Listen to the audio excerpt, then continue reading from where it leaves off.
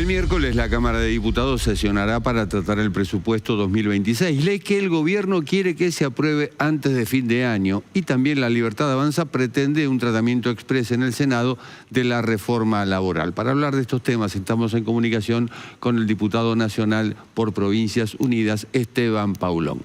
Esteban, buenas noches.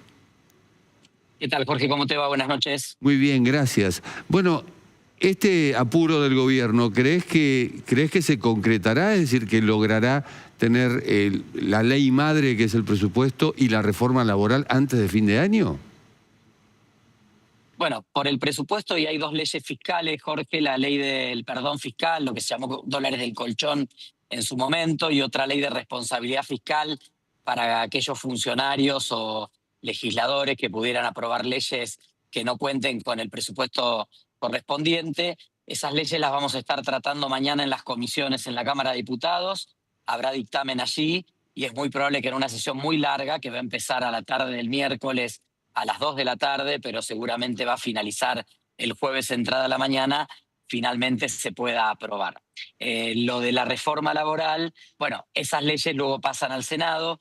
Por los tiempos del Senado, el tratamiento en comisiones y el reglamento del Senado, que es un poquito más rígido que el de la Cámara de Diputados, seguramente estaremos entre el 26 y el 30 de diciembre, es decir, el viernes posterior a la Navidad o el martes previo a la Nochevieja y al Año Nuevo.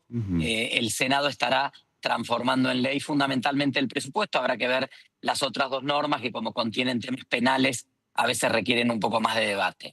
En cuanto a la reforma laboral, yo creo que no hay tiempo material para tratarla y de hecho no lo recomiendo. Yo he intimado a la vicepresidenta Victoria Villarruel y al jefe de gabinete Manuel Adorni el viernes pasado a que retiren el proyecto de la Cámara de Senadores.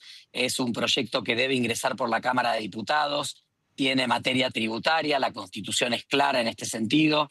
El artículo 52 de la Constitución dice que los proyectos que tienen que ver con contribuciones, y allí contribuciones se entiende como todo lo que tiene que ver con lo fiscal, impositivo, debe iniciar en la Casa del Pueblo, porque como dice el viejo proverbio norteamericano, no taxation without representation. No se pueden modificar o imponer tributos sin la participación del pueblo. Y aparte porque el Código Laboral, las leyes laborales son consideradas un código de fondo, como es el Código Penal o el Código Civil, por eso tiene un fuero específico, el fuero laboral, y eso también la Constitución, el uso y la costumbre y el artículo 75 de la Constitución establecen que debe iniciar su tratamiento en la Cámara de Diputados. Pero aparte de esta formalidad, que entiendo yo es importante porque es cumplir con la Constitución, también hay que decir, Jorge, que es muy complejo que una reforma que va a poner patas para arriba el mercado de trabajo en Argentina y va a afectar la vida de millones de personas, pueda ser tratada en 15 días corridos, con 2 fines de semana y 2 feriados en el medio. Pensemos que si finalmente esta ley, que entró el 11 de diciembre a la Cámara de Senadores, se aprobara el viernes 26 de diciembre, como pretende el Ejecutivo, estarían prácticamente muy poquitos días hábiles para su análisis, su tratamiento, ni que hablar de que pueda participar la CGT, la UIA, la CTA, CAME, las distintas cámaras empresarias y de trabajadores. Así que esperamos que el gobierno baje un poquito la ansiedad. Todos sabemos que le quiere dar un regalo de Navidad a la senadora Patricia Bullrich para que se estrene en su banca dándole la media sanción de la reforma laboral antes de fin de año, pero creo que es un debate suficientemente relevante como para respirar hondo y tranquilamente puede iniciarse su tratamiento ahora y finalizarlo en la segunda quincena de enero, cuando volvamos a sesionar en las sesiones extraordinarias. Te quería preguntar justamente cuál es tu posición, que ya la has descrito, la posición con respecto al proyecto de reforma laboral. Ahora, ¿tomás algún punto como positivo dentro de este proyecto? Mira, Jorge, yo estoy convencido que hay que hacer una reforma laboral. Nosotros tenemos, por ejemplo, 500.000 personas trabajando en las plataformas, que es un sector nuevo de la economía que ha irrumpido muy fuertemente en los últimos tiempos, y eso hoy no tiene legislación, no tiene convenio colectivo. no tiene ningún tipo de marco. Entonces, sabemos que es un sector que requiere cierta flexibilidad, donde muchas personas hacen pocas horas y las complementan con otros trabajos. Bueno, hay que analizar en profundidad el sector y brindar un marco. También sabemos que hay 40% de trabajo no registrado y que muchas veces las pequeñas y medianas empresas tienen grandes problemas a la hora de enfrentar ciertos compromisos de contribuciones, de aportes patronales, vinculado también al tema de indemnizaciones. Problemas que este propio gobierno ha generado, ¿no? Porque en la ley bases se eliminó el cálculo de las multas, todo el capítulo de multas, y ahora eso quedó en un vacío legal y la justicia, ante el vacío legal, lo llena en base a jurisprudencia del pasado y vemos casos como el de este famoso restaurante que tiene hoy que afrontar una indemnización varias veces millonaria. Exactamente, Entonces, sí. hay varios temas a solucionar y hay muchos temas que tenemos que encarar. Ahora, el enfoque que le da el gobierno es un enfoque errado, porque en ningún momento pone a los trabajadores y trabajadoras en el centro de los debates. Habla de cuotas sindicales, habla de costo de habla de costos de los aportes patronales y nunca habla de las condiciones de trabajo de los trabajadores y trabajadoras. Por eso no es tanto rescatar o no una reforma laboral, es primero ponerla en su justa medida. Esta reforma no genera un solo puesto de trabajo. Ningún empresario pyme, ningún pequeño y gran empresario tampoco contrata para despedir.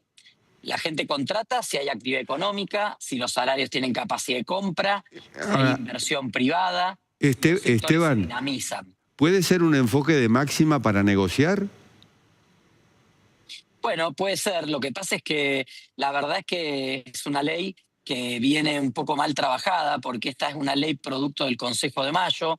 Vos sabés, Jorge, que el Consejo de Mayo, que se firmó en julio, pero se puso operativo un año y medio, un año después, Sí. y sus conclusiones se conocieron ahora en noviembre, Ujú. es un consejo que tiene representaciones que nadie eligió. En la Cámara de Diputados nosotros no lo elegimos a Cristian Ritondo para representarnos, ni a los que estuvieron trabajando, varios diputados y diputadas trabajaron en la parte técnica de esta ley laboral. En el Senado nadie eligió a Carolina Lozada para que represente al Senado, las eligió a Ritondo y a Lozada el gobierno. Entonces es sesgado el proyecto, es sesgada la mirada, y lo que debiera ocurrir no es que venga un proyecto premasticado que se debatió entre bambalinas o en la Casa Rosada y a nosotros nos toca solamente votarlo. Lo que debiera ocurrir es que sobre algunas líneas base y algunas ideas generales podamos discutir el contenido completo con el tiempo correspondiente, tanto en la Cámara de Diputados como en el Senado. Por eso es complejo el análisis de este proyecto por su propio origen.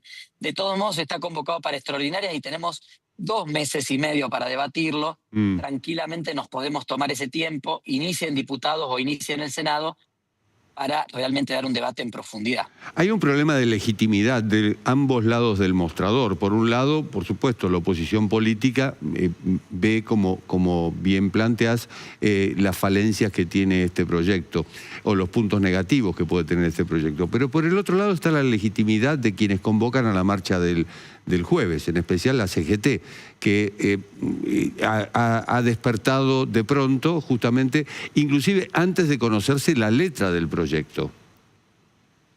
Sí, es cierto. Lo que pasa es que creo que por eso el gobierno muy hábilmente mete temas de materia directamente sindical en una reforma que debiera pensar cómo se mejoran las condiciones de trabajo de los trabajadores y trabajadoras, y sobre todo cómo le generamos mejores condiciones a las pymes para que en un contexto de crecimiento económico puedan tomar personal registrado. Básicamente las medidas que coloca este proyecto, algunas ya están en la ley bases, no generaron un proceso de registración del empleo, solo el 0,3% de los puestos de trabajo se registraron y hubo muchísimas personas que pasaron a la informalidad tras la figura de los colaboradores, esto que son 3 monotributistas que pueden figurar como colaboradores. Después tenemos medidas que van a desfinanciar al ANSES, las obras sociales, y esto va a repercutir en la calidad de vida y en las jubilaciones de los trabajadores. Ahí los sindicalistas